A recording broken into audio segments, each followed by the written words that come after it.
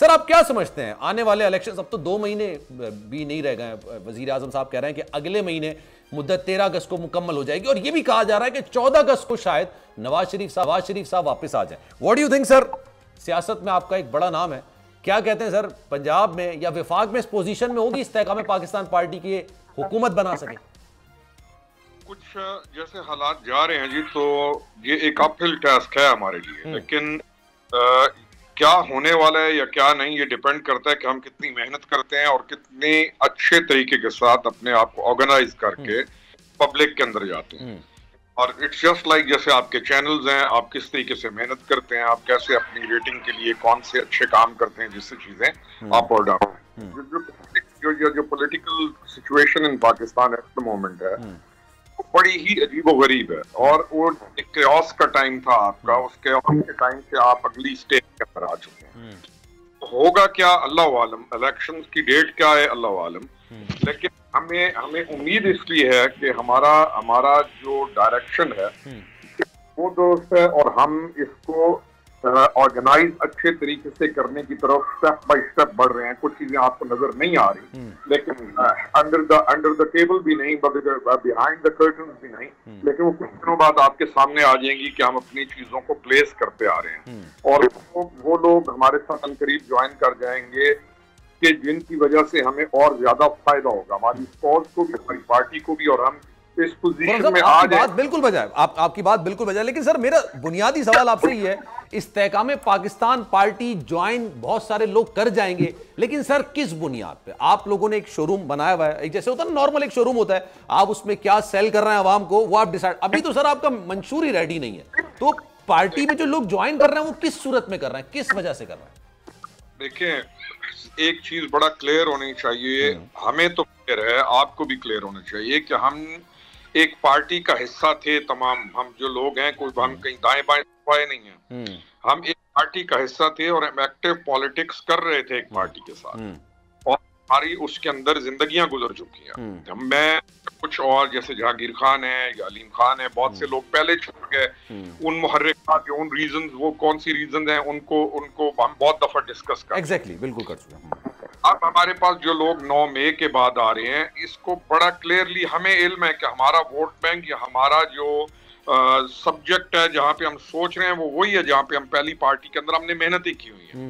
9 मई के बाद it's like a critical threshold कह लें, ब्रिंक कह लें, कि 9 मई को जिस पार्टी के साथ हम थे, हम तो पहले कह रहे थे कि ये एक डिस्ट्रक्टिव वे पर है और एक प्रोग्रेसिव पार्टी के बजाय it is become now a threat to the country, और बच्चों को हमारों को कि ये ऐसे रास्ते पे अब चल रही है कि ये डिस्ट्रॉय करेंगे खुद को भी और अपनी पार्टी को। तमाम सेम लोगों को या अकल वालों या बाशऊर लोगों को मालूम है कि कोई भी आदमी तन्हा सफर नहीं करता।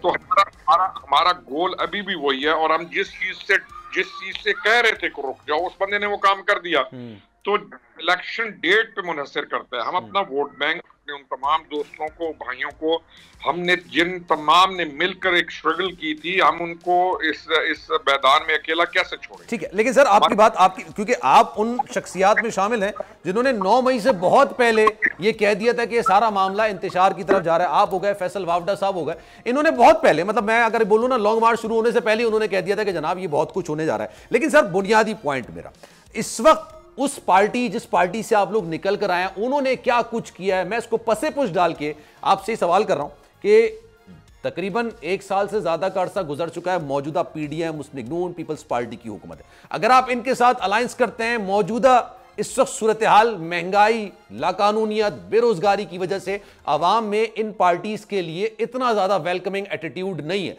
अगर आप इनसे अलायंस करते हैं तो सर आपको यकीन है कि आपको फिर भी वोट पड़ जाएंगे? सर देखें, मैं ना इसमें कई दफा ये कहता हूँ कि हमें अगर मौजूदा पोजीशन जो है जिससे मुल्क गुजर रहा है और जो डिसेप्शन या एक जो झूठ की एक फिजा कायम रही बहुत अरसा, तो अब उन इल्जामात से इतना एकदम आदमी अपने आप को कैसे धोएगा या ये लोग कैसे धोएंगे? This is a question.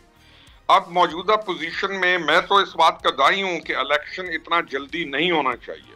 अच्छा। क्योंकि आप पेज पर खड़े हुए हैं कि आप हमारे जो पब्लिक है वो जो मुआशी बहरान का शिकार है, उसकी वजह से वो तमाम इल्जामात दे रही है एक साइड के ऊपर। अब उनको, जैसे आप थोड़ी देर पहले डिस्कस कर रहे थे टैक्सेशन को और उस तमाम चीज को, जो कॉमन लोग हैं उनको इस चीज से कोई सरोकार नहीं है। उनको एक स्टेबिलिटी अपने घर में चाहिए, उनको आसानी चाहिए, बावजूद इसके कि हम कायल भी हैं, हम मेहनत भी नहीं करेंगे। जैसे आप मिसाल दे रहे थे कि हम ना नमाज पढ़ेंगे लेकिन आईसीयू के अंदर जाकर उस वक्त वो तमाम अच्छे जो काम होंगे वो किए बगैर एक आदमी आकर कहेगा कि मैं ठीक हो जाऊं। ठीक है। अच्छा सर, क्योंकि टाइम की किल्लत है ना, मैं चाह रहा हूं सर आपसे ज्यादा सवाल कर सकूं। इस्तेहकाम में पाकिस्तान अगर वजीर आजम बनाने की पोजीशन में आती है तो सर वजीर आजम के लिए आपका फेस कौन सा है? हमारे लिए वजीर आजम का फेस जहांगीर खान तरीन ही होगा। और इस केस के बाद जो उनका आया हुआ है ये बड़ा, वो भी केस भी क्लियर हो जाएगा और उसकी नौयत भी क्लियर हो जाएगी। Jahangir Khan Tareen is a suitable candidate for वजीर आजम हमारी पार्टी। सीएम पंजाब के लिए सर, सीएम पंजाब के लिए अलीम खान पहले भी बहुत अरसा नाम चला और Aleem Khan again is a suitable candidate जो कि मामलात को संभाल सकता है। ठीक है sir, thank you so much for your time. जनाब, अगर ये वीडियो आपको पसंद आई है तो लाइक पर क्लिक जरूर कीजिएगा। बड़ी ईद की खुशियों में बोल ने दिया अपने अवाम का साथ। अवामी शिकायत पर बोल ने उठाई आवाज। उधर पेशावर में आलाइशों को ठिकाने लगाने के लिए WSSP का खुसूसी ऑपरेशन शुरू हो गया है, जिसमें 3259 एहलकारों समेत 683 गाड़ियां हिस्सा ले रही हैं। बोल की खबर पर इदारों ने भी कसली कमर, लिया एक्शन। लाहौर में मुख्तलिफ मकामात पर आलाइशें जो है वो हमें सड़कों पर दिखाई दे रही थी, लेकिन उसके बाद जो LWMC है उनका अमला जो है वो उसके बाद फील्ड में निकला और उसके बाद आलाइशों को हटाने का सिलसिला जो है वो शुरू कर दिया गया। क्योंकि बोल है पाकिस्तान का नंबर 1 न्यूज चैनल। सब्सक्राइब करें और बेल दबाएं ताकि कोई खबर रह न जाए।